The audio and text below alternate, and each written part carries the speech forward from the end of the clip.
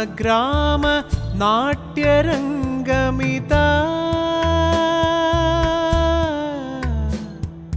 സംഗമഗ്രാമ നാട്യരംഗമിതാ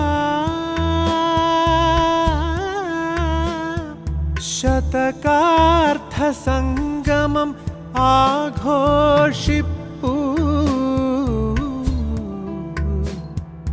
തുംഗശോഭം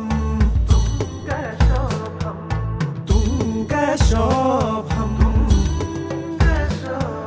സ്വാഗതം സ്വാഗതം സ്വാഗതം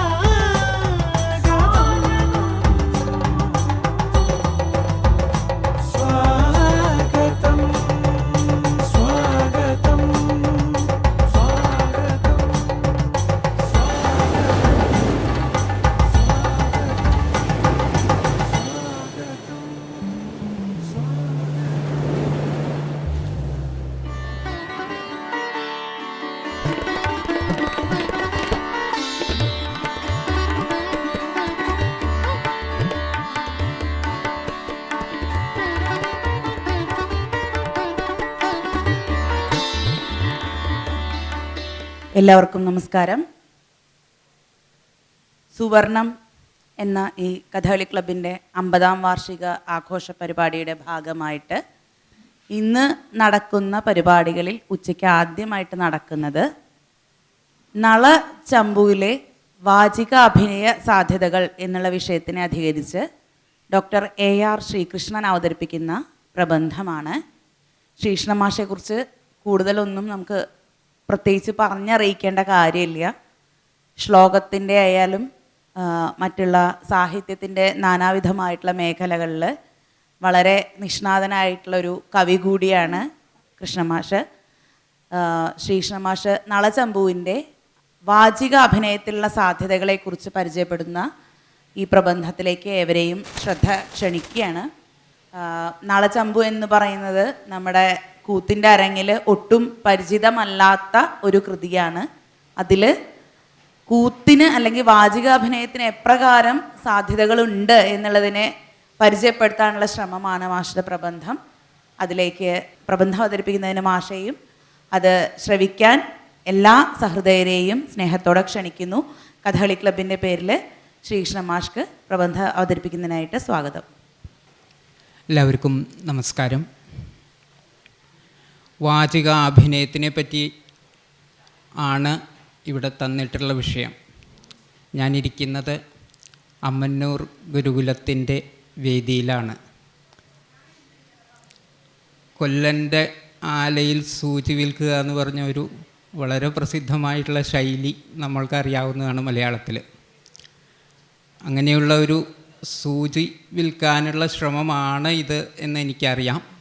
എങ്കിലും ഇതാണ് സംഘാടകരെ ഏൽപ്പിച്ചിരിക്കുന്നത് എന്നുള്ളത് കൊണ്ട് എനിക്ക് പറ്റുന്നതുപോലെ ആ സൂചി വിൽപ്പന ചെയ്യാൻ ശ്രമിക്കുകയാണ് ഇവിടെ. വിഷയത്തിലേക്ക് കടക്കുന്നതിന് മുൻപ് ഇവിടെ ഇത്രയും വിപുലമായ രീതിയിൽ ഒരു കഥകളി ക്ലബിൻ്റെ വാർഷികം 50ാം വാർഷികം എന്ന നിലയ്ക്ക് ഉപരിയായിട്ട് കലയുടെയും സാഹിത്യത്തിൻ്റെയും സമൂഹത്തിൻ്റെയും സംസ്കാരത്തിൻ്റെയൊക്കെ എല്ലാ തലങ്ങളെയും ഇത്രയും ആഴത്തിലും പരപ്പോടും കൂടി സ്പർശിക്കുന്ന വിധത്തിലുള്ള വിവിധങ്ങളായിട്ടുള്ള പരിപാടികൾ ആസൂത്രണം ചെയ്ത് നടപ്പിലാക്കുകയും അതിനോടൊപ്പം തന്നെ ഇരിങ്ങാലക്കുടയുടെ സംഗമ ഗ്രാമത്തിൻ്റെ വിവിധ സാംസ്കാരിക മേഖലകളെ പരിചയപ്പെടുത്തുകയും ഈ ഇരിങ്ങാലക്കുടയെ കഥകളിയുമായിട്ട് പ്രധാനമായിട്ട് ബന്ധപ്പെടുത്തുന്ന പ്രാചീന സ്രോതസ്സ് നളചരിതം ആട്ടക്കഥയാണ് എന്നുള്ള വാസ്തവത്തെ മുൻനിർത്തിക്കൊണ്ട് നളചരിതത്തിൻ്റെ വിവിധമായിട്ടുള്ള ആഖ്യാനങ്ങളെ പറ്റിയുള്ള അന്വേഷണങ്ങളും ഗവേഷണങ്ങളും ചർച്ചകളും സംവാദങ്ങളും ഒക്കെ സംഘടിപ്പിച്ചുകൊണ്ട് സർവതലസ്പർശിയായിട്ടുള്ള ഒരു ആഘോഷമായി ഈ വാർഷികത്തിനെ നടത്തുന്ന ഈ മഹാപ്രയത്നത്തിന് ഇതിൻ്റെ സംഘാടകരെ ഞാൻ പ്രണാമപൂർവം അഭിനന്ദിക്കുകയാണ്. ഇനി വിഷയത്തിലേക്ക്. നളചരിതം ചമ്പു എന്നുകൂടി അറിയപ്പെടുന്ന ദമയന്തി കഥ എന്ന് പറയുന്ന ചമ്പുവാണ് ഇവിടെ, ചമ്പൂകാവ്യമാണ് ഇവിടെ വിഷയമായിട്ടുള്ളത്. ദമയന്തി കഥ എന്നാണ് അതിന് കൂടുതൽ പ്രചുരമായിട്ടുള്ള പേര്. ആ കാവ്യത്തിൽ തന്നെ പലയിടത്തുമായിട്ട് പരാമർശിച്ചിരിക്കുന്നത്. നളചമ്പു എന്ന പേരിൽ കൂടി അതറിയപ്പെടുന്നു എന്ന് മാത്രം. ആ ചമ്പൂകാവ്യത്തിനെ പറ്റി, അതിൻ്റെ ചില സവിശേഷതകളെ പറ്റി പറയുന്നതിന് മുൻപായിട്ട് ഞാൻ പൊതുവായിട്ട് ചമ്പൂകാവ്യത്തിൻ്റെ സ്വഭാവത്തെപ്പറ്റി കൂടി ഒന്ന് പരാമർശിക്കുകയാണ്. അതും ഇവിടെ ആവശ്യമുണ്ടായിട്ടല്ല ഇതുപോലെയുള്ള ഒരു വേദിയിൽ, പക്ഷേ പറയുന്നതിൻ്റെ പൂർണ്ണതയ്ക്ക് വേണ്ടി മാത്രം ആ ചമ്പൂകാവ്യങ്ങളുടെ സ്വഭാവത്തെ കൂടി ഒന്ന് പറഞ്ഞിട്ട് വിഷയത്തിലേക്ക് കടക്കാം എന്ന് വിചാരിക്കുകയാണ്. ഗദ്യപദ്യമയം കാവ്യം ചമ്പൂരിത്യഭിധീയതേ എന്ന് പ്രസിദ്ധമായിട്ടുള്ള നിർവചനമുണ്ട്. ഗദ്യവും പദ്യവും ചേർന്ന കാവ്യത്തിനെയാണ് ചമ്പു എന്ന് പറയപ്പെടുന്നത്, കാവ്യമാണ് ചമ്പു എന്ന് പറയപ്പെടുന്നത്. സ്വതേ സംസ്കൃതത്തിലെ അധികം കാവ്യങ്ങളും കാളിദാസാദികളുടെ ഭാരവി, മാഘൻ തുടങ്ങിയ മഹാകാവ്യങ്ങൾ, മറ്റ് ഭക്തൃഹരി പോലെയുള്ളവരുടെ മുക്തകാവ്യങ്ങളും എല്ലാം പദ്യാത്മകങ്ങളാണ്. അവയിൽ ഛന്ദോബദ്ധങ്ങളായിട്ടുള്ള പദ്യങ്ങൾ, ശ്ലോകങ്ങളാണ് മുഴുവനായിട്ട്. അതിൽ നിന്ന് വ്യത്യസ്തമായി ഗദ്യവും പദ്യവും കൂടി ചേർത്തുകൊണ്ടുള്ള കാവ്യങ്ങളെയാണ് ചമ്പൂകാവ്യങ്ങൾ എന്ന് പറയുന്നത്. അത് ആ ഗദ്യത്തിൻ്റെ ശക്തി കൂടി കാവ്യത്തിൻ്റെ ആവിഷ്കാരത്തിൽ ഉപയോഗപ്പെടുത്തണം എന്നുള്ള ആ ഒരു നിഷ്ഠ കൊണ്ട് തന്നെയാവണം പ്രാചീന ആചാര്യന്മാർ ചമ്പു എന്ന് പറഞ്ഞ ഒരു ശാഖ വളരെ കാലം മുമ്പ് തന്നെ 1500-2000 കൊല്ലങ്ങൾക്കൊക്കെ അടുത്ത് തന്നെ പഴക്കമുണ്ടായിരിക്കണം ചമ്പൂകാവ്യങ്ങൾക്ക്. ആ ഗദ്യത്തിനെ കൂടി കവിതയായിട്ട് സ്വീകരിക്കണം എന്നുള്ള ആ നിഷ്ഠ വാസ്തവത്തിൽ നമ്മുടെ മലയാള കവിതയുടെ ആധുനിക ചരിത്രം നോക്കുകയാണെങ്കിൽ ഗദ്യകവിതകൾക്ക് അധികം പഴക്കമില്ല. ഒരുപക്ഷെ 20-ാം നൂറ്റാണ്ടിൻ്റെ രണ്ടാം പകുതിയോട് കൂടിയാണ് മലയാളത്തിൽ ഗദ്യ കവിതകൾ കൂടുതൽ പ്രചുരമായി വന്നത്. തമിഴിൽ കുറച്ചുകൂടി മുൻപ് വന്നു എന്ന് തോന്നുന്നു. അത് തന്നെ പാശ്ചാത്യ സാഹിത്യത്തിൻ്റെ സ്വാധീനം കൊണ്ടാണ്. ആ പാശ്ചാത്യ സാഹിത്യത്തിൽ തന്നെ ഇംഗ്ലീഷിൽ തന്നെ ഗദ്യകവിതകൾ, ഫ്രീ വേഴ്സ് എന്നറിയപ്പെടുന്ന പൂർണ്ണമായും ഗദ്യമായിട്ടുള്ള കവിതകൾ 19-ാം നൂറ്റാണ്ടിൻ്റെ അവസാനവും 20-ാം നൂറ്റാണ്ടിൻ്റെ ആദ്യമൊക്കെ ആയിട്ട് വിറ്റ്മാനെ പോലെയുള്ളവരുടെയൊക്കെ ആദ്യ പ്രയത്നങ്ങളിൽ കൂടിയാണ് സ്ഥാപിതമായിട്ടുള്ളത്. അപ്പോൾ താരതമ്യേന നവീനമായിട്ടുള്ള ഒരു ഉദ്ഭവമാണ് നമ്മുടെ നവീന സാഹിത്യത്തിൽ ഗദ്യകവിതയ്ക്കുള്ളത്. എങ്കിലും സംസ്കൃത സാഹിത്യത്തിൽ വളരെ പഴയ കാലത്ത് തന്നെ ഗദ്യം കാവ്യത്തിൻ്റെ ഒരു ഭാഗമായിട്ട് തന്നെ അംഗീകരിക്കപ്പെട്ടിരുന്നു എന്ന് മാത്രമല്ല, ഗദ്യം കവീനാം നികഷം വദന്തി, കവികളുടെ ഉരകല്ലാണ്, കവിത്വത്തിൻ്റെ ഉരകല്ലാണ് ഗദ്യം എന്ന് പ്രസ്താവിക്കുക കൂടി ചെയ്തിട്ടുണ്ട്. അതുകൊണ്ട് തന്നെ രാമായണ ചമ്പൂകർത്താവായിട്ടുള്ള ഭോജൻ 10-ാം നൂറ്റാണ്ടിൽ അദ്ദേഹം ഗദ്യവും പദ്യവും ചേർന്ന ഗദ്യാനുബന്ധ രസ ഹൃദ്യാഹി വാദ്യകലയാ കലിതേവ ഗീതി എന്ന് പറഞ്ഞിട്ടുണ്ട്. ഗദ്യാനുബന്ധ രസമിശ്രിത പദ്യസൂക്തി. പദ്യം ഗദ്യത്തിനോട് ചേർന്നതായിട്ടുണ്ടെങ്കിൽ അത് വാദ്യകലയോട് കൂടിയ ഗീതം പോലെ ഹൃദ്യമാണ് എന്ന് പറഞ്ഞിട്ടുണ്ട്. ആ പറഞ്ഞതിൽ ഗദ്യവും പദ്യവും ചേർന്നതായിരിക്കണം കാവ്യത്തിൻ്റെ പൂർണ്ണ സ്വഭാവം എന്നുള്ള ഒരു സൂചന കൂടി ആയിരിക്കാം അത്. വാദ്യമില്ലാത്ത കച്ചേരി പോലെ കുറച്ച് വിരസമാവാം പദ്യാത്മകം മാത്രമായിട്ടുള്ള കാവ്യങ്ങൾ എന്നുള്ള ഒരു സൂചന പോലും ഒരുപക്ഷെ ഭോജൻ്റെ വാക്കുകളിൽ ഉണ്ടായിരിക്കാമെന്ന് തോന്നുന്നു. ഏതായാലും ചമ്പു സാഹിത്യം വളരെ പ്രധാനമാണ് സംസ്കൃത സാഹിത്യത്തിൽ.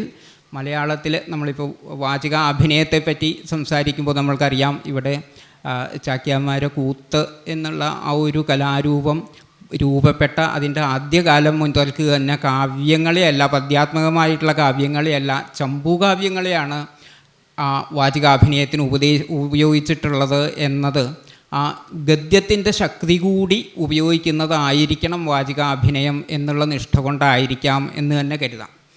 അതിലെ ഗദ്യങ്ങൾ സ്വതേ വൃത്തബദ്ധമല്ല എന്ന് നമുക്കറിയാം. ശ്ലോകങ്ങൾ ആ 4 പാദങ്ങൾ ഗുരുലഘുക്കളുടെ നിഷ്ഠകളുണ്ട്. ഗദ്യങ്ങൾക്ക് അങ്ങനെയില്ല. സ്വതവേ പറയുന്നത് പോലെ തന്നെ ഫ്രീ ആയിട്ടുള്ള അങ്ങനെയുള്ള നിഷ്ഠകളില്ലാതെയുള്ള കവ്യ സ്വഭാവം തന്നെയാണ് സംസ്കൃതത്തിലെ ഗദ്യങ്ങൾക്കും അധികമായിട്ടുള്ളത്. ഭഗവദ്ഗീതയിലൊക്കെ ധാരാളമായിട്ട് ഗദ്യങ്ങളുണ്ട്. ദീർഘങ്ങളായിട്ടുള്ള വർണ്ണനകൾക്കാണ് സ്വതേ ഗദ്യങ്ങൾ അധികമായിട്ട് ഉപയോഗിച്ചിരിക്കുന്നത്. ഒരു ചെറിയൊരു ഉദാഹരണം പറയുകയാണെങ്കിൽ ഭഗവദ്ഗീതയിൽ ദൂതവാക്യത്തിൽ കൃഷ്ണനെ ബന്ധിക്കാൻ ദുര്യോധനൻ നിർദ്ദേശം കൊടുത്തതിന് ശേഷം ആ സഭയിൽ ഉണ്ടാകുന്ന കോലാഹലങ്ങൾ, പലർക്കും ഉണ്ടാകുന്ന പ്രതികരണങ്ങൾ എത്ര കണ്ടും സംക്ഷുബ്ധമാകുന്നു ആ സഭ എന്നുള്ളതിൻ്റെ വിവരണം ഒരു സാമാന്യം ദീർഘമായിട്ടുള്ള ഒരു ഗദ്യത്തിൽ കൂടിയാണ്. തദനു സന്നാഹിത ഭാഷ്ണിഗ്രാഹ്യ കർണദുശാസന ശകുനിഹതകൈ പുരാകില ബാല്യജാവല്യേ ഗോപാല്യാ നിബദ്ധോസൗ ഭീമയമളാർജന ഭംഗഹേതു സഞ്ജാത ഇത് പുനരവിതഥാകർത്തുകാമ എന്നൊക്കെ പറഞ്ഞ് വളരെ ദീർഘമായിട്ടുള്ള ഒരു ഗദ്യത്തിൽ കൂടിയാണ് ആ രംഗം വർണ്ണിച്ചത്. ഇങ്ങനെ ധാരാളം ഗദ്യങ്ങൾ രാമായണം ചമ്പുവിലും ഭാരത ചമ്പുവിലും സാധാരണ പ്രബന്ധങ്ങളിൽ ഉപയോഗിക്കുന്ന കിരാതത്തിലും എല്ലാം ഒക്കെ കാണാവുന്നതാണ്. ആ ഒരു ശൈലിയാണ് ഇവിടെ നമ്മൾ ചർച്ച ചെയ്യുന്ന നളചമ്പു അല്ലെങ്കിൽ ദമയന്തി കഥ എന്ന കാവ്യത്തിലുമുള്ളത്. ഇതിൻ്റെ കവി ത്രിവിക്രമഭട്ടനാണ്. അദ്ദേഹത്തിൻ്റെ കാലം ഏകദേശം 9-ാം നൂറ്റാണ്ട് എന്നാണ് നിശ്ചയപ്പെടുത്തിയിട്ടുള്ളത്. രാമായണ ചമ്പുകർത്താവിനേക്കാൾ കുറച്ച് മുൻപായിരുന്നു. അതേസമയം കാളിദാസാദികൾക്കൊക്കെ നൂറ്റാണ്ടുകൾക്ക് ശേഷമാണ് ത്രിവിക്രമഭട്ടൻ്റെ ജീവിതകാലം. അദ്ദേഹം ഹൈദരാബാദിനടുത്ത ഒരു പ്രദേശം ആസ്ഥാനമാക്കി ഭരിച്ചിരുന്ന രാഷ്ട്രകൂട വംശത്തിലെ രാജാക്കന്മാരുടെ സദസ്യനായിരുന്നു എന്ന് കേട്ടിട്ടുണ്ട്. ഇന്ദ്രരാജൻ എന്ന് പറയുന്ന രാജാവിൻ്റെ സമകാലീനനായിരുന്നു എന്നാണ് മനസ്സിലാക്കിയിട്ടുള്ളത്. അപ്പോൾ അദ്ദേഹത്തിൻ്റെ രചനയാണ് ഈ നളചമ്പു അല്ലെങ്കിൽ ദമയന്തി കഥ എന്ന് പറയുന്ന ഈ കാവ്യം. ഇതിൻ്റെ ഇതിവൃത്തം അത് ഭാരതത്തിലെ പ്രസിദ്ധമായ നളക കഥയിൽ നിന്ന് വലിയ വ്യതിയാനങ്ങളൊന്നുമില്ല. നളകഥയുടെ ഒരു ഭാഗം മാത്രമേ ഉള്ളൂ എന്നുള്ളതൊഴിച്ചാൽ കാര്യമായിട്ടുള്ള വ്യതിയാനങ്ങളൊന്നുമില്ല. കാവ്യാനുസൃതമായിട്ടുള്ള ചില വിശദമാക്കലുകൾ ചിലയിടങ്ങളിലുണ്ട് എന്നല്ലാതെ കാര്യമായിട്ടുള്ള വ്യതിയാനങ്ങളില്ല. നളൻ്റെ വർണ്ണനയോടുകൂടി നളൻ്റെ രാജ്യത്തിൻ്റെ ആര്യാവർത്തം എന്ന ഭൂവിഭാഗത്തിൻ്റെ വർണ്ണന, അതിൽ തന്നെ നിഷധ രാജ്യത്തിൻ്റെ വർണ്ണന, പിന്നെ നളൻ്റെ വർണ്ണന, ഇത്രയും ചെയ്തുകൊണ്ടാണ് ആ കാവ്യം ആരംഭിക്കുന്നത്. ആ കാവ്യാരംഭത്തിന് ശേഷം നളൻ്റെ ചില പ്രവൃത്തികളെ വർണ്ണിക്കുന്നു. നളൻ ഒരു പഥികനിൽ നിന്ന് യാദൃച്ഛികമായിട്ട് ഒരു വഴിപോക്കൻ എന്നാണ് അവിടെ, നാരദനെ പറ്റി പറഞ്ഞിട്ടില്ല നളചരിതം ആട്ടക്കഥയിലെ പോലെ. അപ്പോൾ ഒരു വഴിപോക്കനിൽ നിന്ന് ദമയന്തി എന്ന് പറയുന്ന ഒരു രാജകുമാരിയെ പറ്റി അറിയുന്നു. അവിടെയും പ്രത്യേകതയുണ്ട്. ദമയന്തി എന്ന ആ വഴിപോക്കന് പോലും അറിയില്ല. തെക്ക് രാജ്യത്തുള്ള മനോഹരിയായിട്ടുള്ള പണ്ഡിതയായിട്ടുള്ള സർവ്വഗുണസമ്പന്നയായിട്ടുള്ള ഒരു രാജകുമാരി എന്ന് മാത്രമേ ആ വഴിപോക്കനും മനസ്സിലാക്കിയിട്ടുള്ളൂ. അങ്ങനെ ഒരു രാജകുമാരി തെക്ക് ഭാഗത്തുണ്ട്, തെക്കൊരു രാജ്യത്തുണ്ട്, വിദർഭ രാജ്യത്തുണ്ട് എന്ന് മനസ്സിലാക്കുന്നു. അപ്പോൾ മുതൽ നളന് ആ രാജകുമാരിയോടൊരു ആരാണെന്ന് പോലും അറിയാത്ത ആ രാജകുമാരിയോടൊരു അനുരാഗമുണ്ടാകുന്നു. പിന്നീട് ഇതുപോലെ തന്നെ യാദൃച്ഛികമായിട്ട് അടുത്തുള്ള വനത്തിൽ സരസിലൊരു ഹംസത്തിനെ കാണും. കുറേ ഹംസങ്ങൾ ക്രീഡിക്കുന്ന കാണും. അത് നമുക്കറിയുന്ന പോലെ ഒരു ഹംസത്തിനെ പിടിക്കുന്നു. ആ ഹംസവും നളനുമായിട്ട് ഒരു സംഭാഷണമുണ്ട്. ഹംസവും ഹംസികയും നളനുമൊക്കെ ആയിട്ട് വളരെ വിശദമായിട്ടുള്ള ചില സംഭാഷണങ്ങളും തർക്കങ്ങളും ഒക്കെ ഉണ്ട് അതിൽ അങ്ങനെ നളൻ ആ ഹംസത്തിനെ പിടിച്ചുകൊണ്ടിരിക്കുന്ന സമയത്ത് ഒരു ആകാശവാണി കേൾക്കുന്നു. ഈ ഹംസത്തിനെ അങ്ങ് മോചിപ്പിക്കൂ, ഈ ഹംസം അങ്ങയെ ദമയന്തിയുമായി ചേർക്കാൻ അങ്ങയെ സഹായിക്കും എന്ന് പറയുന്നു. അപ്പോഴാണ് നളൻ ആദ്യമായി ദമയന്തി എന്ന പേര് കേൾക്കുന്നത്. എന്നിട്ട് ഹംസത്തിനോട് നളൻ ഏതായാലും മോചിപ്പിച്ചതിന് ശേഷം ചോദിക്കുന്നു, അങ്ങ് എനിക്കൊരു സഹായം ചെയ്യണം, ആരാണ് ഈ ദമയന്തി എന്ന് ചോദിക്കുന്നു.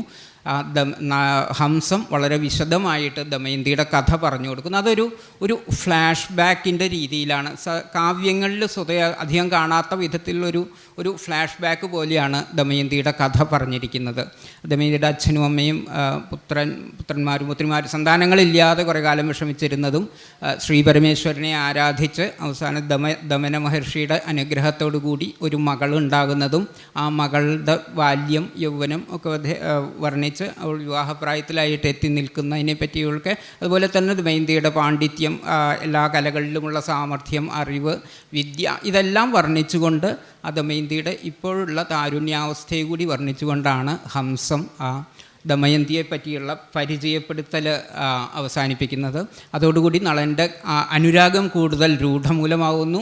ഹംസത്തിനോട് അപേക്ഷിക്കുന്നു തന്നെ സഹായിക്കണം ദമയന്തിയുമായി സംയോഗമുണ്ടാകാൻ എന്ന്. ഹംസം അതനുസരിച്ച് അവിടെ പോകുന്നു.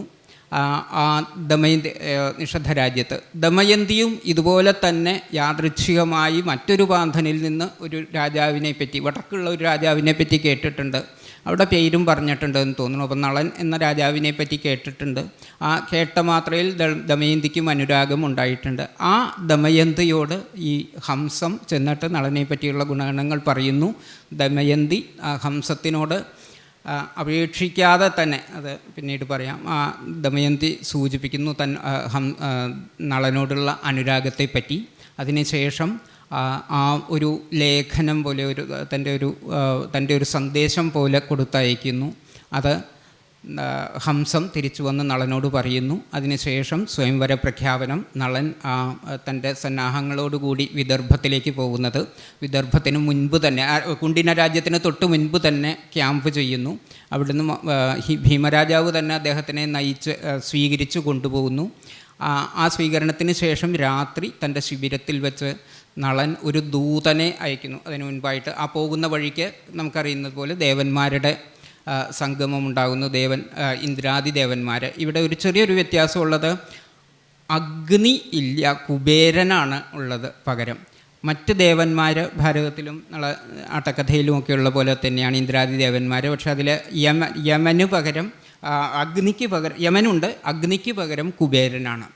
അപ്പോൾ ഈ 4 ദേവശ്രേഷ്ഠന്മാരും തങ്ങളുടെ ആഗ്രഹം അറിയിക്കുന്നു. അത് നളന് സാമാന്യത്തിലധികം അന്തസ്സംഘർഷം ഉണ്ടാകുന്നുണ്ട് ആ സമയത്ത്. താൻ എങ്ങനെയാണ് അവരോട് പറ്റില്ല എന്ന് പറയുക, പറ്റുമെന്ന് പറയുക, ഇതെങ്ങനെയാണ് തൻ്റെ ഇഷ്ടത്തിനെതിരായിട്ട് ചെയ്യുക എന്നൊക്കെ സംഘർഷം ഉണ്ടാകുന്നുണ്ട് എന്നെങ്കിലും അത് സ്വീകരിക്കുന്നു ആ ദൗത്യം. അതനുസരിച്ച് കുണ്ടിനത്തിൽ ചെന്ന് വിദർഭ രാജ്യത്തിൽ ചെന്നതിന് ശേഷം ഒരു ദൂതനെ ദമയന്തിയുടെ അടുത്തേക്ക് അയക്കുന്നു. നളൻ ഇവിടെ വന്നിട്ടുണ്ട് എന്നുണ്ടെങ്കിലും നിന്നോടുള്ള അനുരാഗം കൊണ്ട് വന്നതല്ല, ദേവന്മാരുടെ സന്ദേശം അറിയിക്കാൻ വേണ്ടി വന്നിട്ടുള്ളതാണ്, അവരിൽ ഒരാളെ വരനായിട്ട് സ്വീകരിക്കണം എന്നുള്ള. ദമയന്തി മറുപടി പോലും പറയാതെ തൻ്റെ മുഖഭാവം കൊണ്ട് തന്നെ ആ ദൂതനെ തിരസ്കരിച്ച് അയക്കുന്നു.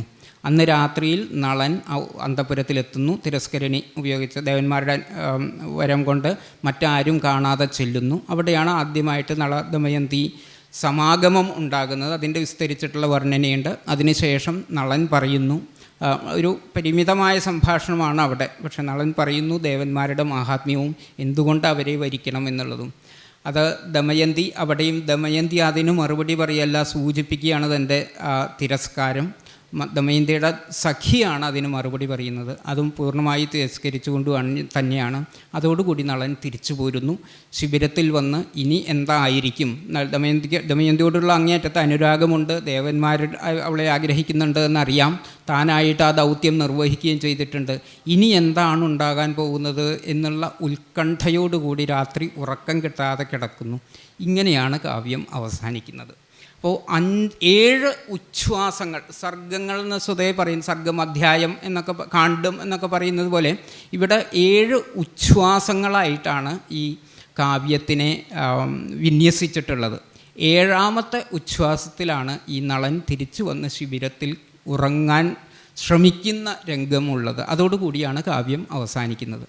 അപ്പോൾ അത് നമുക്കറിയാം, നളകഥയുടെ ഒരു ഭാഗം മാത്രമാണ്. നൈഷധത്തിൽ പോലും നളകഥ പൂർണ്ണമല്ലെങ്കിലും അതിൻ്റെ ഒരു പൂർവ്വഭാഗമെന്ന് പറയാവുന്ന വിധത്തിൽ ദമയന്തി സമാഗമം പൂർണ്ണമാകുന്നുണ്ട്. വിവാഹം കഴിഞ്ഞ് അവരുടെ ലീലകളോടുകൂടിയാണ് കാവ്യം അവസാനിക്കുന്നത്.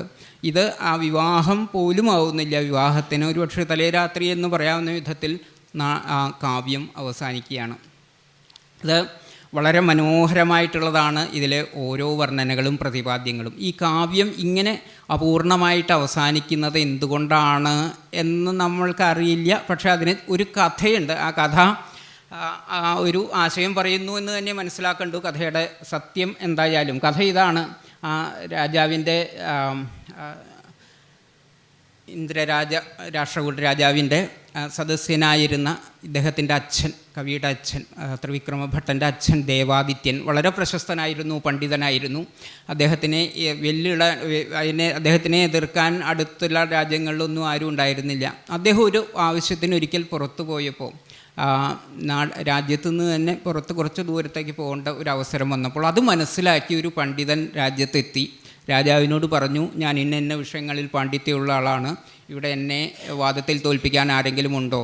ഉണ്ടെങ്കിൽ വരണം, അതല്ലെങ്കിൽ എന്നെ ഇവിടെ ആസ്ഥാന പണ്ഡിതൻ അല്ലെങ്കിൽ ഏറ്റവും ഇവിടുത്തെ പണ്ഡിതന്മാരിൽ ശ്രേഷ്ഠനായിട്ട് പ്രഖ്യാപിക്കണം, ഇവിടെയുള്ള പണ്ഡിതന്മാരെക്കാൾ ശ്രേഷ്ഠനായിട്ട് അങ്ങ് സ്വീകരിക്കണം എന്ന് പറഞ്ഞു.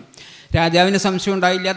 ഈ ദേവാദിത്യനെ വിളിക്കാൻ വേണ്ടി ദൂതന്മാരെ പറഞ്ഞയച്ചു കൊണ്ടുവരാൻ വേണ്ടിയിട്ട്. അവിടെ വീട്ടിൽ ചെന്നപ്പോൾ ഇദ്ദേഹം ഉണ്ടായിരുന്നുള്ളൂ, ഈ മകനെ ഉണ്ടായിരുന്നുള്ളൂ. ത്രിവിക്രമഭട്ടൻ നമ്മുടെ കവിയോട് പറഞ്ഞു, രാജദൂതന്മാർ ഇങ്ങനെ ഒരു ആവശ്യമുണ്ട്, അച്ഛനെ വരണം, അതല്ലെങ്കിൽ നമ്മുടെ രാജ്യത്തിന് തന്നെ അവമാനമാകുന്ന ഒരു അവസ്ഥയാണെന്ന്. അപ്പോൾ ഇദ്ദേഹം പണ്ഡിതനൊന്നും ആയിരുന്നില്ല. ജാഡ്യപാത്രം എന്ന് തുടക്ക ശ്ലോകങ്ങളിൽ സ്വയം വർണ്ണിക്കുന്നത് തന്നെയുണ്ട്. ജാഡ്യത്തിന് പാത്രമായിട്ടുള്ള, മൗഢ്യത്തിന് ഇരിപ്പിടമായിട്ടുള്ള ആളാണ് എന്ന്. ഇനി അത്രയൊന്നും അല്ലെങ്കിൽ തന്നെയും പണ്ഡിതനായിരുന്നില്ല. അപ്പോൾ അദ്ദേഹം ഇത് കേട്ടപ്പോൾ അദ്ദേഹം സരസ്വതി ദേവിയോട് പ്രാർത്ഥിച്ചു എന്നാണ് പറയുന്നത്. അതായത് ഈ അച്ഛനിപ്പോൾ വിട്ടു നിൽക്കുകയാണ്, ഈ അവസരത്തിൽ എനിക്കിത് ചെയ്യാൻ പറ്റിയില്ലെങ്കിൽ ഈ രാജ്യത്തിന് തന്നെ ദുഷ്പേരാവും, അതുകൊണ്ട് എന്നെ ഇത് ചെയ്യാൻ സഹായിക്കണം, ഇങ്ങനെ ഒരു വാദപ്രതിവാദത്തിൽ ഏർപ്പെടാൻ അവസരം ഉണ്ടാക്കണം എന്ന് ദേവിയോട് പ്രാർത്ഥിച്ചു എന്നും ദേവി ആ പ്രാർത്ഥന സ്വീകരിച്ചുകൊണ്ട് അച്ഛൻ വരുന്നത് വരെ ഞാൻ നിൻ്റെ നാവിൽ എൻ്റെ സാന്നിധ്യം ഉണ്ടാവും എന്ന് പറഞ്ഞ് അനുഗ്രഹിച്ചു എന്നാണ് പറയുന്നത്. കഴിഞ്ഞ ആ വാദപ്രതിവാദത്തിൽ ഇദ്ദേഹം തന്നെ ജയിച്ചു. അതിനുശേഷം അദ്ദേഹം നിശ്ചയിച്ചു, ഏതായാലും കുറച്ചു കാലം ദേവി സരസ്വതി പ്രസാദമുള്ളൂ, അതിനുള്ളിൽ തന്നെ തനിക്ക് ഉതകുന്ന വിധത്തിൽ എന്തെങ്കിലും ചെയ്യണം എന്ന് വിചാരിച്ച് ഇങ്ങനെ ഒരു കാവ്യം എഴുതി എന്നും അതിലെ 7ാമത്തെ ഉച്ഛ്വാസം കഴിഞ്ഞപ്പോൾ ഈ പറഞ്ഞ ആ സന്ദർഭം കഴിഞ്ഞപ്പോഴേക്കും അച്ഛൻ തിരിച്ചു വന്നു എന്നും അതോടുകൂടി സരസ്വതി നാവിൽ നിന്ന് പ്രത്യക്ഷയായി എന്നുമാണ് ഒരു കഥയുള്ളത്. ആ കഥയുടെ സൂചനകൾ 2 കാര്യമാണ്. ഒന്ന്, എന്തുകൊണ്ട് ഇങ്ങനെ ഒരു സന്ദിഗ്ധ ഘട്ടത്തിൽ കാവ്യം അവസാനിച്ചു എന്നുള്ളതിനൊരു ഉത്തരം. പിന്നെ പ്രത്യക്ഷമായ സരസ്വതിയുടെ സാന്നിധ്യം കൊണ്ട് മാത്രമേ ഇങ്ങനെ ഒരു കാവ്യം എഴുതാൻ സാധ്യമാവുകയുള്ളൂ എന്നുള്ള ഒരു ബോധ്യം കൂടി. ഇത് രണ്ടും ചേർന്നിട്ടായിരിക്കണം ഒരുപക്ഷെ ഇങ്ങനെ ഒരു ഐതിഹ്യം രൂപപ്പെട്ടത് എന്നുകൂടി നമുക്ക് ഊഹിക്കാവുന്നതാണ് ആ കഥയുടെ സ്വഭാവത്തിൽ നിന്ന്. ഇനി വാചികാഭിനയവുമായി ബന്ധപ്പെടുത്തിയിട്ടാണ് ഇതിനെപ്പറ്റി സംസാരിക്കേണ്ടതെന്നറിയാം. അപ്പോൾ ഈ കാവ്യത്തിൻ്റെ ഒരു പൊതുവായിട്ടുള്ള ഒരു അവതാരിക പോലെയാണ് ഇത്. വാചികാഭിനയം നമുക്കറിയാം സ്വതേ സാഹിത്യവുമായിട്ട് ഏറ്റവും അധികം ബന്ധപ്പെട്ടതാണ്. അതുകൊണ്ട് തന്നെ ആംഗികാഭിനയത്തെ പോലെ ക്ലിപ്തമല്ല. ആട്ടപ്രകാരം എന്ന കഥകളിയിലും ക്രമദീപിക എന്ന കുടിയാട്ടത്തിൻ്റെ ഭാഷയിലുമൊക്കെ പറയുന്ന ആ ചിട്ടപ്പെടുത്തലുകൾക്ക് കുറേ കൂടി അനഭിഗമ്യമായിട്ടുള്ളതാണ് അഭിനയം. ഇങ്ങനെ ചെയ്യണം എന്നുള്ളത് പറഞ്ഞു പഠിപ്പിക്കലല്ല, കണ്ട് സ്വായത്തമാക്കിയിട്ടാണ് പൂർവാചാര്യന്മാരും അവരുടെ ശിഷ്യന്മാരും ഇപ്പോഴുള്ള പ്രയോക്താക്കളും ഒക്കെ അത് മനസ്സിലാക്കുന്നത്. ഒരു ആംഗികാഭിനയം പോലെ ഒരു പരിനിഷ്ഠിതമായ ചിട്ടയിൽ കൂടിയല്ല എന്നുള്ളതും നമുക്കറിയാവുന്നതാണ്. അപ്പോൾ ആ വാചികാഭിനയത്തെപ്പറ്റി പറയുമ്പോൾ ഏറ്റവും പ്രധാനമായിട്ട് ആ സാഹിത്യത്തിൻ്റെ സ്വഭാവം പറയുക എന്നുള്ളതാണ് പ്രധാനം എന്ന് ഞാൻ മനസ്സിലാക്കുന്നു. അല്ലാതെ ഇന്ന വിധത്തിൽ വാചികാഭിനയം വേണം എന്നോ ഇന്ന വിധത്തിലാണത് ചെയ്യേണ്ടത് എന്നൊക്കെ പറയുന്നത് വാചികാഭിനയത്തിൻ്റെ സന്ദർഭത്തിൽ അപ്രസക്തമാണ്. അതുകൊണ്ട് ഞാൻ വാചികാഭിനയം എന്നുള്ളത് സാഹിത്യ സ്വഭാവത്തെപ്പറ്റി സംസാരിക്കാൻ, അതുമാത്രം ചില കാര്യങ്ങൾ മാത്രം നിരീക്ഷണങ്ങൾ പങ്കുവയ്ക്കുക മാത്രമാണ് ചെയ്യുന്നത്, അതുമായിട്ട് ബന്ധപ്പെടുത്താൻ. അതിനോടൊപ്പം തന്നെ ഈ വാചികാഭിനയത്തിൻ്റെ സ്വഭാവം നമുക്കറിയാം. ഇവിടെ സാധാരണയായി നമ്മൾ സ്വീകരിക്കുന്ന പ്രബന്ധങ്ങൾ, കൂത്ത്, പാഠകം എന്നീ കഥകൾക്ക് പ്രബന്ധങ്ങളാണ് അതിലധികവും മേൽപ്പത്തൂർ നാരായണൻ ഭട്ടതിരിപ്പാട് എഴുതിയത് എന്ന് തന്നെ നമ്മൾ മനസ്സിലാക്കുന്ന പ്രബന്ധങ്ങളാണ്. രാമായണം പ്രബന്ധമുണ്ട്, അതിൽ പല ദിക്കിൽ നിന്നുള്ള ശ്ലോകങ്ങളുമുണ്ട്. അപ്പോൾ അതെല്ലാം ഈശ്വരകഥാനുബന്ധികളാണ്. പിന്നെ ചാക്യാർ കൂത്തിൻ്റെ പ്രസവിശേഷ സന്ദർഭത്തിൽ ആ കൂത്തിൻ്റെ ഓരോന്നും തുടക്കവും അവസാനവും അപ്രകാരമെല്ലാം ഇരിക്കുന്ന, അല്ലെങ്കിൽ വണ്ണമെല്ലാം ഇരിക്കുന്ന ശ്രീപരമേശ്വരനോ വാസുദേവനോ വൈഷ്ണവവും ശൈവവും വൈഷ്ണവവുമായിട്ടുള്ള കഥകൾ അതാത് ഈശ്വരമൂർത്തികളുടെ അവസ്ഥാഭേദത്തിനെ വർണ്ണിക്കുന്നു എന്ന വിധത്തിൽ പറഞ്ഞുകൊണ്ട് അപ്രകാരമുള്ള ഭഗവാൻ എന്ന് പറഞ്ഞാണ് അവസാനിപ്പിക്കുന്നത്. അതിന് ഒരു തരത്തിൽ നോക്കിയാൽ അതിനോടൊരു സാമ്യം നളചമ്പൂയിൽ കാണാൻ പറ്റും. ഓരോ ഉച്ഛ്വാസവും അവസാനിക്കുന്നത് ഈശ്വര പരാമർശത്തോടു കൂടിയാണ്, ശിവപരാമർശത്തോടു കൂടിയാണ്. ത്രിവിക്രമഭട്ടൻ ശിവഭക്തനായിരുന്നു എന്ന് തന്നെ വിശ്വസിക്കാവുന്നതാണ്. ആദ്യ വന്ദന ശ്ലോകം ശിവൻ്റെയാണ് എന്ന് മാത്രമല്ല, ശിവ ഹരചരണ സരോജദ്വന്ദ്വ മുദ്രാങ്കിതം എന്നാണ് അതിനെ ഓരോ ഉച്ഛ്വാസത്തിൻ്റെയും അവസാനത്തിൽ പറയുന്നത്. ഹരചരണ സരോജം എന്നുള്ളത് ഒരു മുദ്രയായി സ്വീകരിച്ചിരിക്കുന്നു എന്ന് മാത്രമല്ല, ഓരോ ഉച്ഛ്വാസത്തിൻ്റെയും അവസാനം ഹരചരണ സരോജം എന്നുള്ള പദം ചേർത്തിട്ടുണ്ട് അവസാനത്തെ ശ്ലോകത്തിൽ. അപ്പോൾ പരമേശ്വര പാദഭക്തി വളരെ നിഷ്ഠയായിട്ട് തന്നെ പുലർത്തിയിരുന്ന കവിയായിരുന്നു. അത് ഈ കാവ്യത്തിൽ പ്രതിഫലിപ്പിച്ചിട്ടുമുണ്ട്. അതുമാത്രമല്ല, നളൻ്റെ കഥ പറയുന്നതിൽ, അതുപോലെ ഹംസം ദമയന്തിയുടെ കഥ പറയുന്നതിൽ എല്ലാം ആ കഥകൾ പറയുന്നത് അവരുടെ ജന്മത്തിനെ പറ്റി. ഞാൻ മുമ്പ് പറഞ്ഞു, ഹംസം നളനോട് ദമയന്തിയുടെ കഥ ഒരു ഫ്ലാഷ് ബാക്ക് പോലെ പറയുന്നുണ്ടെന്ന്. അതുപോലെ തന്നെ ഹംസം നളൻ്റെ ജന്മകഥയും പറയുന്നുണ്ട്. ജന്മകഥയും അതുപോലെ വീരസേന മഹാരാജാവ് വാനപ്രസ്ഥം സ്വീകരിച്ച സമയത്ത് ഈ നളനെ രാജാവാക്കിയിട്ട് കാട്ടിലേക്ക് പോയ കാര്യങ്ങളൊക്കെ മുമ്പ് പറഞ്ഞ പോലെ ഒരു ഫ്ലാഷ് ബാക്ക് പോലെ അവതരിപ്പിക്കുന്നുണ്ട്. അവിടെയൊക്കെ ഇവരുടെയൊക്കെ ജന്മം ബന്ധപ്പെടുത്തിയിരിക്കുന്നത് ശിവോപാസനയുമായിട്ടാണ്. അപ്പോൾ ആ ശിവൻ്റെ ഒരു നിരന്തരമായ സാന്നിധ്യം ശിവപരാമർശങ്ങളുടെ ഈ കാവ്യത്തിലുണ്ട്. ഒരിടത്ത് നളൻ്റെ ഒരു വളരെ വിശദമായ മനോഹരമായിട്ടുള്ള ഒരു വിഷ്ണു സ്തുതിയും നിബന്ധിച്ചിട്ടുണ്ട് ഈ ചമ്പുവിൽ. അപ്പോൾ അങ്ങനെ ആ നളകഥ മനുഷ്യകഥയാണെങ്കിലും ഈശ്വരബന്ധം, ഈശ്വര ഉപാസനയുമായിട്ടുള്ള ബന്ധം അതിൽ സർവാംഗീണമായിട്ട് തന്നെ ഉണ്ട് എന്ന് പറയാമെന്ന് തോന്നുന്നു. പിന്നെ സാഹിത്യപരമായിട്ട് ഇതിൻ്റെ ഒരു ഏറ്റവും പ്രധാനപ്പെട്ട സവിശേഷത എല്ലാവരും അംഗീകരിച്ചിട്ടുള്ളത് കവി തന്നെ ആദ്യത്തിൽ എടുത്തു പറഞ്ഞിട്ടുണ്ട്. അത് ശ്ലേഷാത്മകമാണ്, ശ്ലേഷപ്രധാനമാണ്. അതിൽ ശ്ലേഷമില്ലാത്ത വർണ്ണനകൾ, സംഭാഷണങ്ങൾ, ഗദ്യങ്ങൾ, പദ്യങ്ങൾ ഒക്കെ താരതമ്യേന ചുരുക്കമാണ് എന്ന് പറയാം. ഇല്ല എന്നല്ല, പക്ഷേ മിക്കവാറും എല്ലായിടത്തും ശ്ലേഷമുണ്ട്. അതുമാത്രമല്ല, ശ്ലേഷത്തിന് തന്നെ പല വിഭാഗങ്ങളിലുണ്ട്. അതിലൊരു പ്രത്യേക വിഭാഗീകരണം, പ്രധാനപ്പെട്ട ഒരു വിഭാഗീകരണം സഭംഗശ്ലേഷം, അഭംഗശ്ലേഷം എന്നാണ്. അഭംഗശ്ലേഷം എന്ന് പറഞ്ഞാൽ ഒരു പദത്തിന് വിവിധമായ അർത്ഥങ്ങൾ ഉണ്ടായിരിക്കുക, ആ അർത്ഥങ്ങൾ കൊണ്ടുണ്ടാകുന്ന വ്യാഖ്യാനം, അതുകൊണ്ടുണ്ടാകുന്ന ചമത്കാരം. സഭംഗശ്ലേഷം എന്ന് വെച്ചാൽ ഒരു പദത്തിന് ഒന്നിലധികം പദങ്ങൾ ചേർന്ന് നിൽക്കുമ്പോൾ ആ പദങ്ങളെ മുറിക്കുന്നതിലുള്ള വ്യത്യാസം കൊണ്ട് വ്യത്യസ്തമായ അർത്ഥങ്ങൾ ഉണ്ടാകുക എന്നുള്ളതാണ്. ചെറിയ 2 ഉദാഹരണം പറയാം, അത് പരിചയമില്ലാത്തവർക്ക് വേണ്ടിയിട്ട്.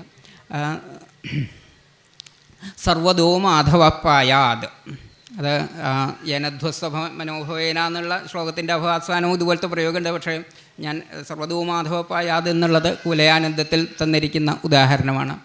സർവതോ മാധവപ്പായാൽ എന്നുള്ളത് വിവാദം തീർക്കുമ്പോൾ നമുക്കറിയാം അത് വിഷ്ണുപരമായിട്ടും ശിവപരമായിട്ടും വ്യാഖ്യാനിക്കുന്നു.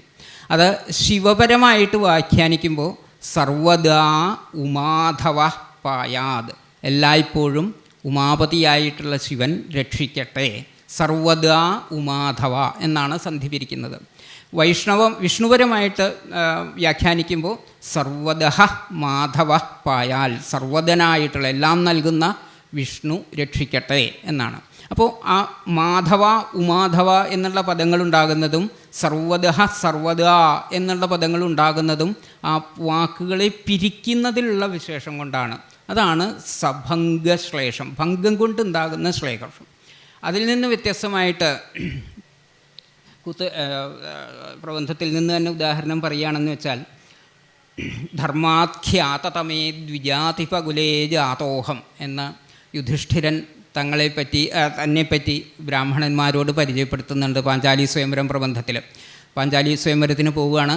ബ്രാഹ്മണ വേഷധാരികളാണ്. അപ്പോൾ മറ്റ് ബ്രാഹ്മണന്മാരെ കാണുമ്പോൾ തങ്ങൾ ബ്രാഹ്മണനാണ്, താൻ ബ്രാഹ്മണനാണ് സഹോദരന്മാരും എന്നാണ് പരിചയപ്പെടുത്തേണ്ടത്. കാരണം പാണ്ഡവ സ്വത്വം മറച്ചുകൊണ്ടാണ് പോകുന്നത്. അപ്പോൾ അതിനുവേണ്ടി പറയുന്നതാണ് ധർമാഖ്യാതതമേ ദ്വിജാധിപകുലേ ജാതോഹം അഹം ധർമാഖ്യാതതമേ ദ്വിജാധിപകുലേ ജാതഃ.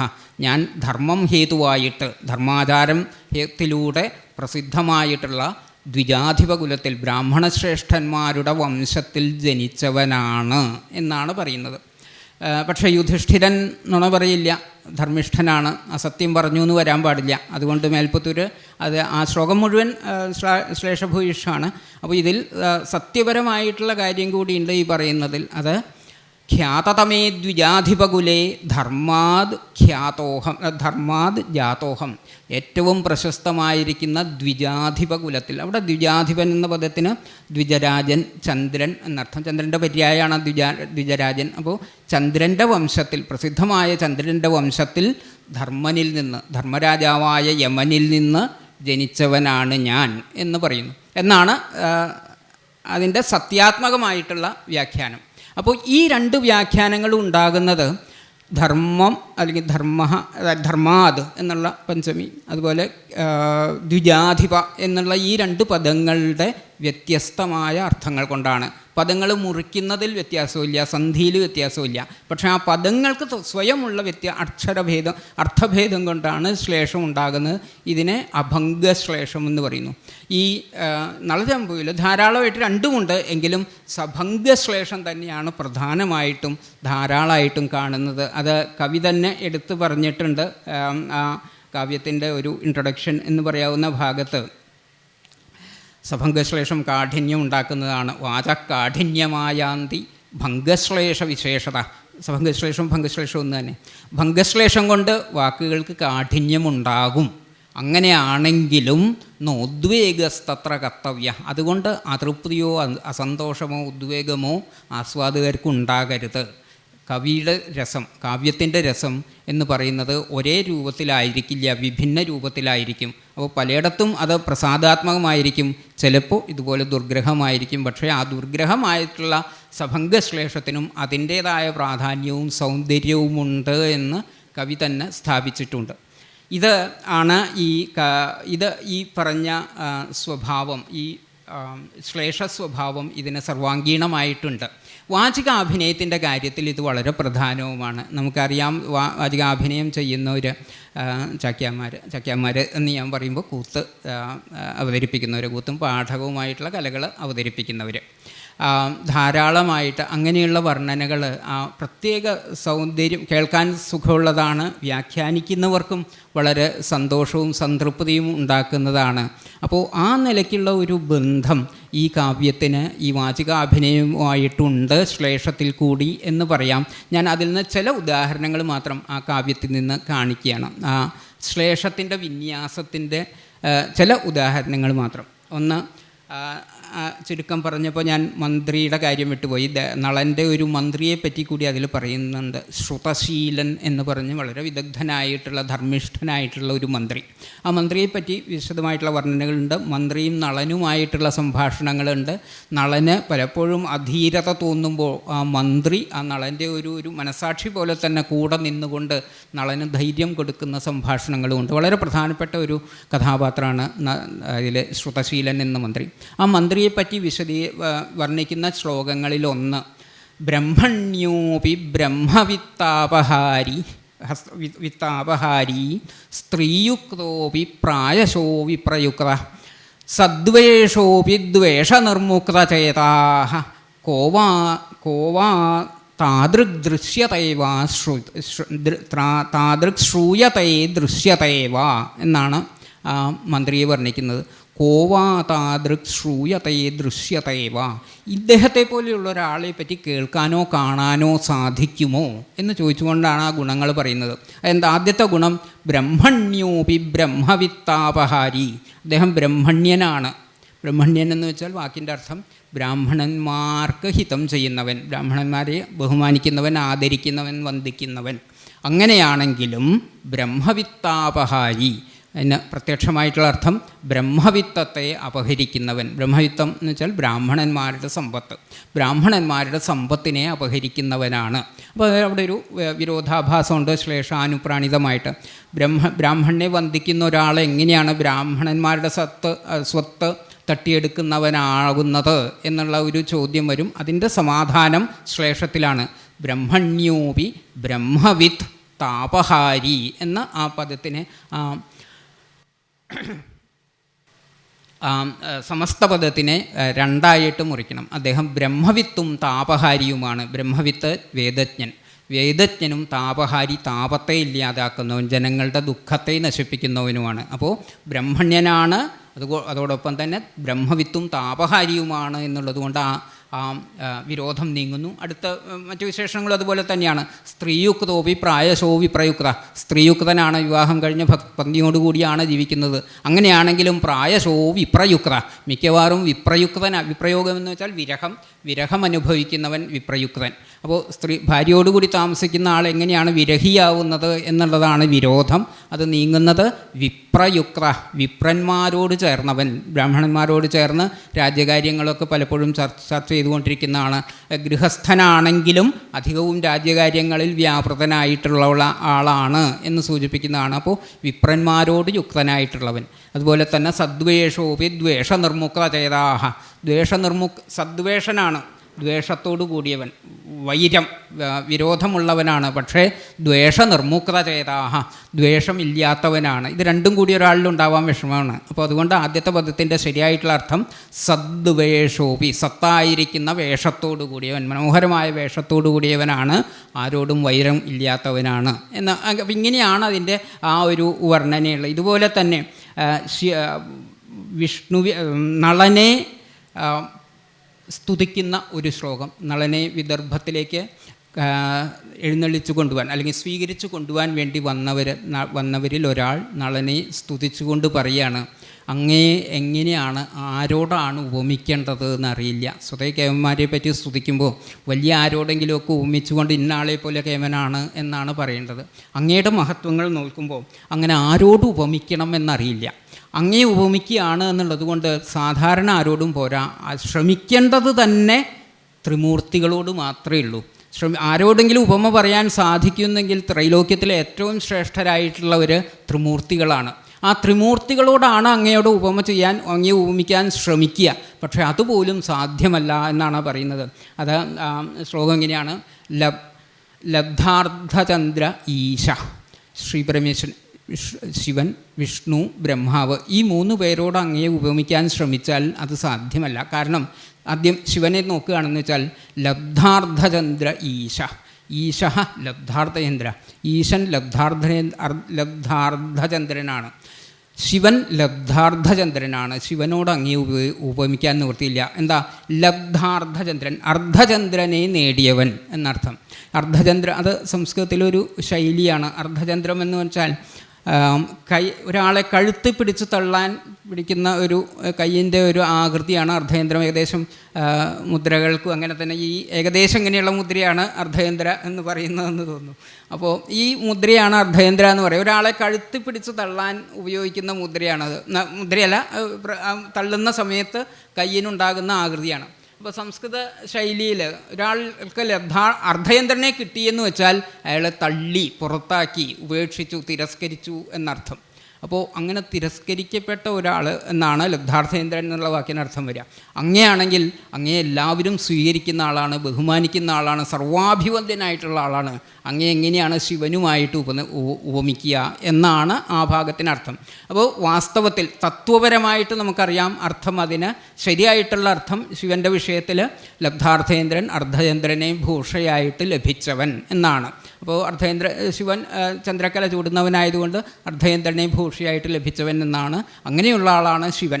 പക്ഷേ ലബ്ധാർത്ഥേന്ദ്രൻ എന്നുള്ള ഈ ശ്ലേഷാർത്ഥം എടുക്കുമ്പോൾ ശിവനുമായിട്ട് ഉപമിക്കാൻ പറ്റില്ല എന്നർത്ഥം.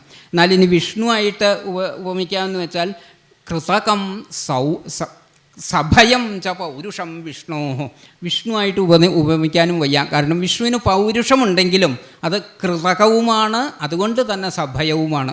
കൃതകം എന്ന് വെച്ചാൽ കൃത്രിമം, സ്വാഭാവികമായിട്ടുള്ളതല്ല.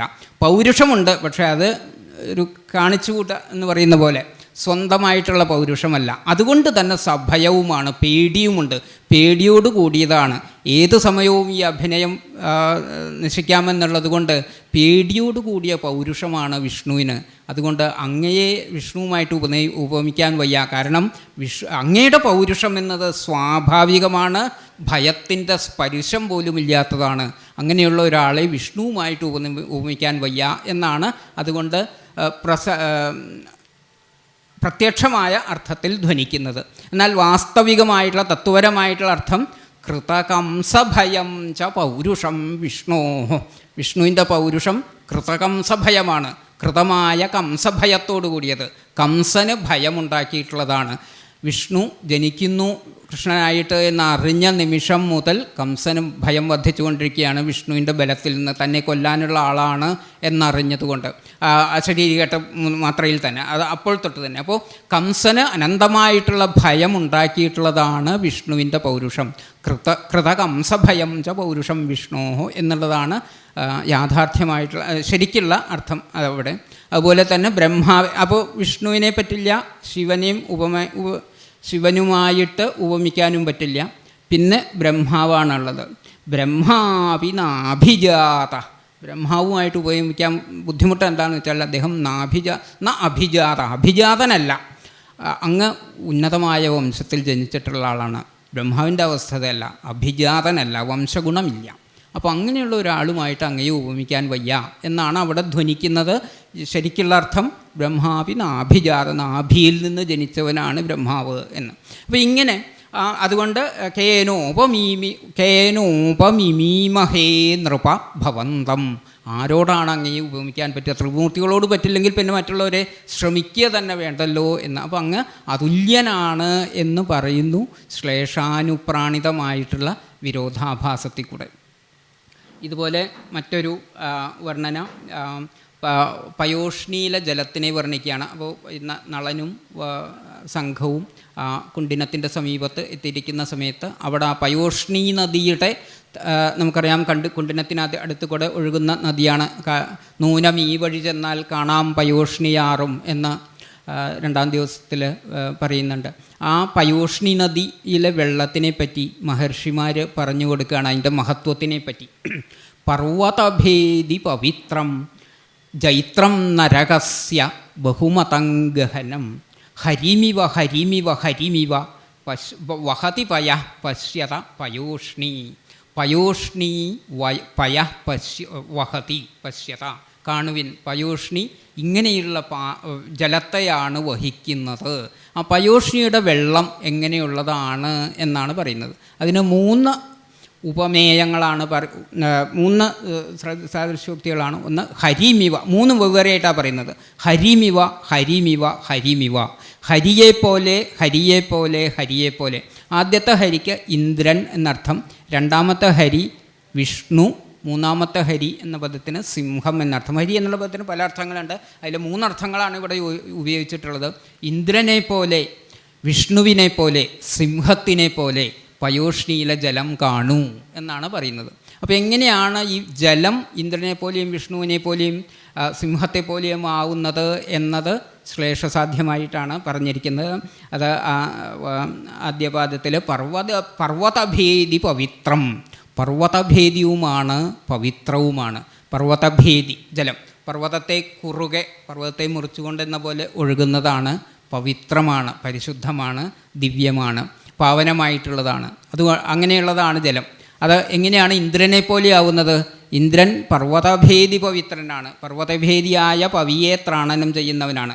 പർവ്വതഭേദി പർവ്വതങ്ങളെ തകർത്ത്, പർവ്വതങ്ങളുടെ ചിറകരിഞ്ഞ പവി വജ്രായുധം, വജ്രായുധത്തെ ധരിക്കുന്നവനാണ്. അപ്പോൾ പർവ്വതഭേദി പവിത്രം എന്ന് ഒരുമിച്ചെടുക്കുമ്പോൾ അത് ഇന്ദ്രവിശേഷണമാണ്.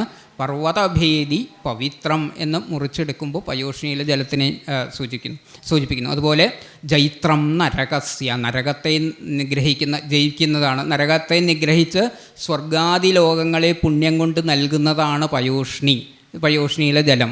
അതുകൊണ്ട് അത് ഹരിമിവ, വിഷ്ണുവിനെ പോലെയാണ് എന്ന് പറയുന്നു. വിഷ്ണു എങ്ങനെയുള്ള ആളാണ്?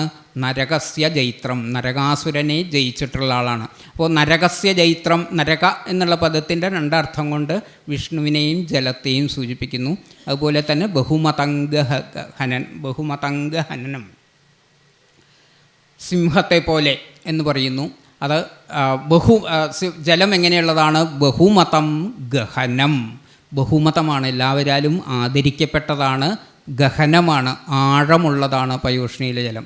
അത് സിംഹത്തെ പോലെ ആവുന്നത് എന്തുകൊണ്ടാണ്? സിംഹം ബഹുമതംഗഹനനാണ്, ധാരാളം മതംഗങ്ങളെ ഹനിക്കുന്നവനാണ്, ധാരാളം ആനകളെ കൊല്ലുന്നവനാണ് സിംഹം. അതുകൊണ്ട് പയോഷ്ണിയിലെ ജലം സിംഹത്തെ പോലെയുമാണ് എന്ന് വിശദമായിട്ട് പറഞ്ഞു. ഇങ്ങനെയുള്ള വർണ്ണനകൾ പദ്യത്തിലും ഗദ്യത്തിലും ധാരാളമായിട്ടുണ്ട്. ഇത് ഈ കുണ്ടിന രാജ്യത്തിനെ പറ്റി ഗദ്യത്തിൽ പറയുന്നു. എത്ര വിപത്രാസന്തി സാധവോ നതു തരവ വിജൃംഭമാണകമലാനി സരാംസി ന ജനവനാംസി വിപത്രാസന്തി സാധവോ ന തരവ. ഈ കുണ്ടിന രാജ്യത്തിൽ സാധുക്കൾ, സജ്ജനങ്ങളാണ് വിപത്രങ്ങൾ, മരങ്ങളല്ല എന്ന്. വിപത്രങ്ങൾ എന്നുള്ളതിന് രണ്ടർത്ഥം. വിപത്തിൽ നിന്ന് ത്രാണനം ചെയ്യുന്നവർ സജ്ജനങ്ങൾ.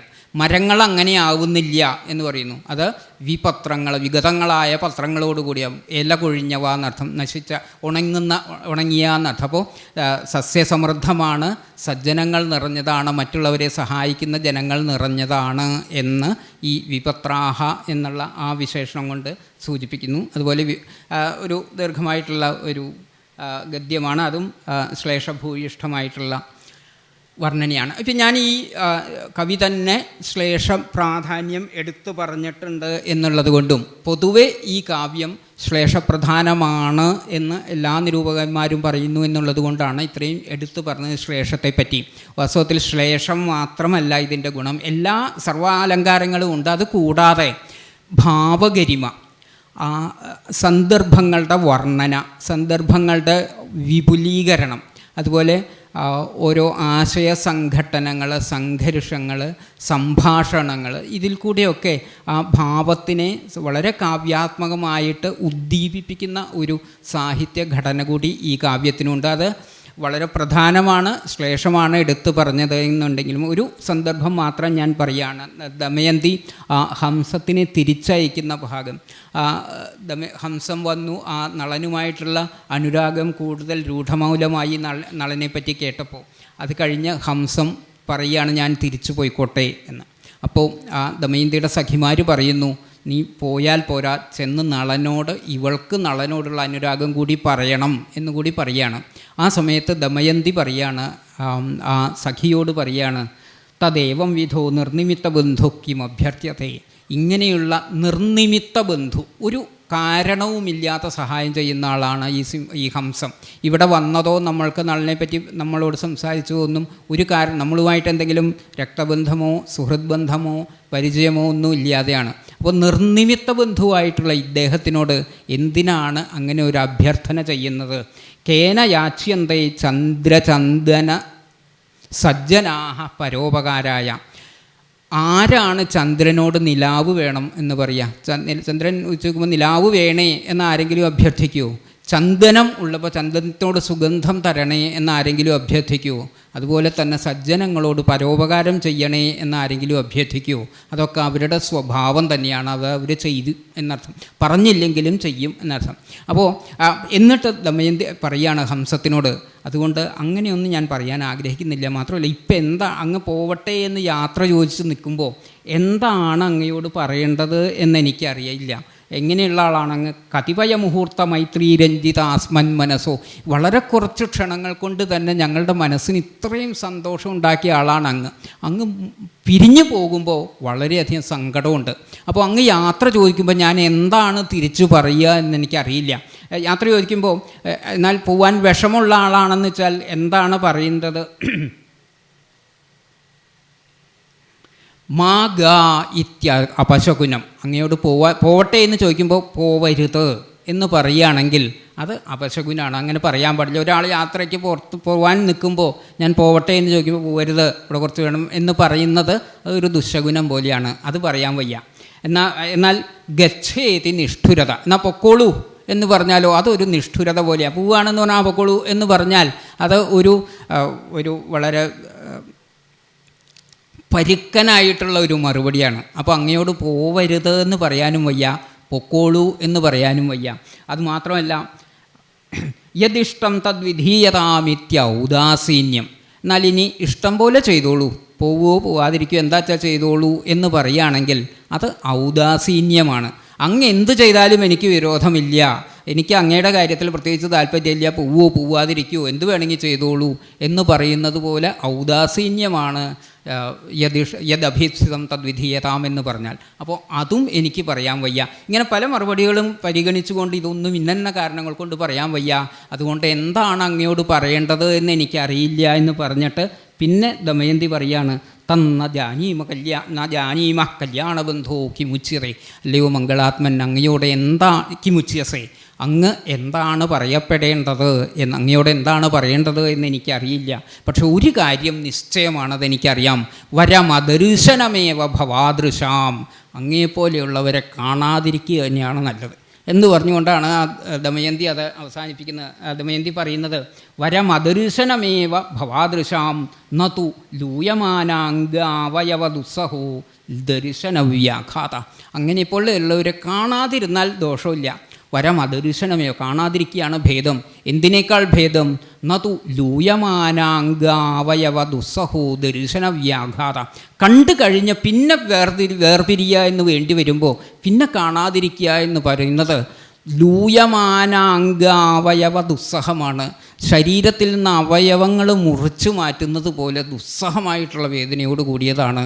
അതുമാത്രം എനിക്ക് നിശ്ചയമായിട്ടും പറയാൻ പറ്റും, അങ്ങയെ കാണാതിരിക്കുകയായിരുന്നു ഭേദം കണ്ടു കഴിഞ്ഞ് പിരിയുന്നതിനേക്കാൾ എന്ന് പറഞ്ഞാൽ അതിനൊരു നിദർശനം, ഒരു ധാന്തന്യാസം പോലെ പറയുന്നു. വരമനാസ്വാദിതമൈവ അമൃതം നതു സഹൃത്പീത്വാ പുനരലാഭ ദുഃഖം. അമൃത് കഴിച്ചില്ല എന്നുള്ളതുകൊണ്ട് ദോഷമൊന്നുമില്ല. വരം അനാസ്വാദിതമേവ അമൃതം. അമൃത് കഴിക്കാതിരിക്കുക തന്നെയാണ് ഭേദം. ഒരിക്കൽ കഴിച്ച് പിന്നെ കിട്ടാതെ വരിക എന്നുള്ള ദുഃഖം ആലോചിക്കുമ്പോൾ അമൃത് ഒരിക്കലും കഴിക്കാതിരിക്കുക തന്നെയാണ് ഭേദമെന്ന് തോന്നും. അതുപോലെയുള്ള ദുഃഖമാണ് അങ്ങ് വേർപിരിഞ്ഞു പോകുമ്പോൾ ഞങ്ങൾക്ക് അനുഭവപ്പെടുന്നത് എന്ന് പറഞ്ഞുകൊണ്ടാണ് ആ ഹംസത്തിനെ യാത്രയാക്കുന്നത്. ഇതുപോലെയുള്ള വളരെ ബന്ധുരം എന്നുള്ള വാക്ക് ക്ലീശയാണെങ്കിലും ഉപയോഗിക്കുകയാണ്. വളരെ ഭാവാത്മകവും അങ്ങേയറ്റം ഉള്ളു തൊടുന്നതും ഹൃദയസ്പർശിയുമായിട്ടുള്ള സംഭാഷണങ്ങളും വർണ്ണനകളും നിറഞ്ഞതാണ് ഈ കാവ്യം. അതുപോലെ തന്നെ ശ്ലേഷം എന്നുള്ളത് അർത്ഥാലങ്കാരമാണ്. അത് അർത്ഥാലങ്കാരമാണോ, സഭംഗശ്ലേഷം ശബ്ദാലങ്കാരമാണെന്ന് ചിലർ പറയുന്നുണ്ട്. ചിലർ അർത്ഥാലങ്കാരവും ശബ്ദാലങ്കാരവുമാണെന്ന് പറയുന്നുണ്ട്. ചിലർ രണ്ടുമല്ല എന്നുള്ള മട്ടിൽ പല വിവാദങ്ങളും കുവലയാനന്ദകാരൻ്റെ കാലത്ത് തന്നെയുണ്ട്. അദ്ദേഹം തന്നെ അത് പറഞ്ഞിട്ടുമുണ്ട്. ഇങ്ങനെ പല അഭിപ്രായങ്ങളുണ്ടെന്ന്. എന്തായാലും അർത്ഥാലങ്കാരം എന്നുള്ള നിലയ്ക്ക് സ്വീകരിച്ചാൽ തന്നെ, അത് കൂടാതെ ശബ്ദാലങ്കാരങ്ങൾ, അനുപ്രാസപ്രധാനമായിട്ടുള്ള ശബ്ദാലങ്കാരങ്ങൾ നിറഞ്ഞതാണ് ഈ കാവ്യം. അതും ഈ വാചികാഭിനയത്തിന് പ്രധാനമാണ്. കാരണം ആ ശ്ലോകങ്ങളുടെ ആ ശബ്ദസുഖം, അനുപ്രാസം കൊണ്ടും യമകം കൊണ്ടും ഒക്കെ ഉണ്ടാകുന്ന ശബ്ദസുഖം. ഒരു ഉദാഹരണം മാത്രം വിളംബിതത്തിൽ നിന്ന് ഞാൻ ഉദ്ധരിക്കുകയാണ്. ധൃതകദംബക നിഷ്പതന്നവപരാഗപരാഗമന്ധരാ ഹൃതതുഷാരതുഷാരതിരാഗിണാം പ്രിയതമാ മരുതോ വവു. ഇങ്ങനെയുള്ള യമക സുന്ദരമായിട്ടുള്ള ശ്ലോകങ്ങൾ ധാരാളമുണ്ട്. പിന്നെ ഈ സന്ദർഭങ്ങൾ, വാചികാഭിനയത്തിന് സ്വതേ ഓരോ സന്ദർഭങ്ങൾ എടുത്തു പറയുക എന്നുള്ളതാണല്ലോ അതിൻ്റെ ഒരു ശൈലി. അതിന് യോജിച്ച സന്ദർഭങ്ങൾ, പല സംഭാഷണങ്ങൾ. ഇപ്പോൾ ഹംസവും നളനുമായിട്ടുള്ള സംഭാഷണം, നളനെ പറ്റിയിട്ടുള്ള വർണ്ണന, ദമയന്തിയും ഹംസവുമായിട്ടുള്ള സംഭാഷണം, ഇതുപോലെ ഇപ്പം ഞാൻ ഉദാഹരിച്ച ശ്ലോകങ്ങൾ ചേർന്ന ആ ഹംസം വിട പറയുന്ന സംഭാഷണം, ശ്രുതശീലനും നളനുമായിട്ടുള്ള സംഭാഷണം, ഇതൊന്നുമല്ലാതെ നളൻ്റെ തന്നെ അന്തസ്സംഘർഷങ്ങൾ, പ്രത്യേകിച്ചും ദേവന്മാരുടെ അഭ്യർത്ഥനയുണ്ടാകുന്ന സമയത്ത്, ഇങ്ങനെ പല സന്ദർഭങ്ങളും ഇതിൽ നിന്ന് എടുത്ത് വാചികാഭിനയത്തിൻ്റെ ശൈലിയിൽ ഉപയോഗിക്കാവുന്നതുമാണ്. അപ്പോൾ ഇത്രയൊക്കെയാണ് ഞാൻ പറയണമെന്ന് ആഗ്രഹിച്ചത്.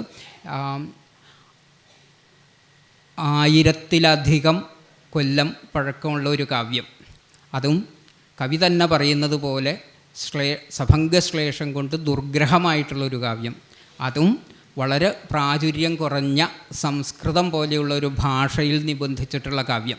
ഇതൊക്കെ ആയിരുന്നിട്ടും ഇത്രയും കാലത്തിന് ശേഷവും 1000 കൊല്ലത്തിന് ശേഷവും ഈ നളചമ്പു അല്ലെങ്കിൽ ഈ ദമയന്തി കഥ എന്ന ഈ കാവ്യം ഇപ്പോഴും പഠിക്കപ്പെടുന്നു, ആസ്വദിക്കപ്പെടുന്നു, അംഗീകരിക്കപ്പെടുന്നു, ഇതുപോലുള്ള സദസ്സുകളിൽ അനുസ്മരിക്കപ്പെടുന്നു, ചർച്ച ചെയ്യപ്പെടുന്നു എന്നുള്ളതൊക്കെ മുൻപ് പറഞ്ഞ ആ കഥ അത് വെറും ഐതിഹ്യം മാത്രമാണെങ്കിലും ആ സരസ്വതീ സാന്നിധ്യം ഏതർത്ഥത്തിലാണെങ്കിലും ആ കവിയുടെ വാക്കുകളിൽ ഉണ്ടായിരുന്നു, ശാശ്വതമായിട്ട് തന്നെ ഉണ്ട് എന്നുള്ളതിൻ്റെ ഒരു സൂചന കൂടിയാണ്. ഇത്രയും മഹത്തായിട്ടുള്ള ഒരു കാവ്യത്തിനെ പറ്റി എന്തെങ്കിലും ചില നിരീക്ഷണങ്ങൾ വളരെ കുറഞ്ഞ ചില ഭാഗങ്ങളിൽ മാത്രം എടുത്തുകൊണ്ടാണെങ്കിലും ഇവിടെ പറയാനൊരു അവസരം കിട്ടിയത് ഒരു ഭാഗ്യമായി തന്നെ കരുതുന്നു എന്നുകൂടി പറഞ്ഞുകൊണ്ട് ഇങ്ങനെയുള്ള ഒരു സൂചി വിൽപ്പനയ്ക്ക് ഇവിടെ അവസരം തന്നതിന് നന്ദി പറഞ്ഞുകൊണ്ട് നിർത്തട്ടെ. പ്രൗഢമായിട്ടുള്ളൊരു പ്രബന്ധത്തിന് നന്ദി ശ്രീകൃഷ്ണ മാഷ്. നളചമ്പു അഥവാ ദമയന്തി കഥ എന്നുള്ളത് ഞങ്ങൾ ചമ്പുകാവ്യങ്ങളെക്കുറിച്ച് പഠിക്കുമ്പോഴൊക്കെ കേട്ടുപരിചയമുള്ളൊരു ടെക്സ്റ്റ് എന്നുള്ളതിലപ്പുറം വായിക്കാനൊരു അവസരം തന്നത് തീർച്ചയായിട്ടും കഥകളി ക്ലബ്ബാണ്. അപ്പോൾ അതിൻ്റെ ഭാഗമായിട്ട് ഈ വിഷയത്തിൽ ഇത്ര ഗാഠമായിട്ട് ചുരുങ്ങിയ സമയം കൊണ്ട് നല്ലൊരു പ്രബന്ധം അവതരിപ്പിച്ചു മാഷ്. കൂടുതൽ ഇതിനെക്കുറിച്ച് പഠിക്കാനും വായിക്കാനുള്ളൊരു പ്രചോദനം കൂടിയാണ്. എത്രത്തോളം കൂത്തിൻ്റെ മേഖലയിൽ ഇതിന് സാധ്യത ഉണ്ട് എന്നുള്ളത് വേറൊരു വിഷയം കൂടെ ഉണ്ട്. എന്നിരുന്നാലും ഇതിൻ്റെ ആഴങ്ങളിലേക്ക്, ഇതിൻ്റെ യമകവും ശ്ലേഷവും ഭാവവും അങ്ങനെ വിവിധ വിഷയങ്ങളെക്കുറിച്ച് മാഷ് വളരെ ഭംഗിയായിട്ട് നമുക്ക് പറഞ്ഞ് മനസ്സിലാക്കി തന്നു. മാഷെ അനുമോദിക്കാനായിട്ട് അതുപോലെ തന്നെ വാക്കിൻ്റെയും കൂടെ ഒരു രാജാവായിട്ടുള്ള ബഹുമാന്യനായിട്ടുള്ള ദിലീപ് രാജ അവർകളെ ക്ഷണിക്കുന്നു.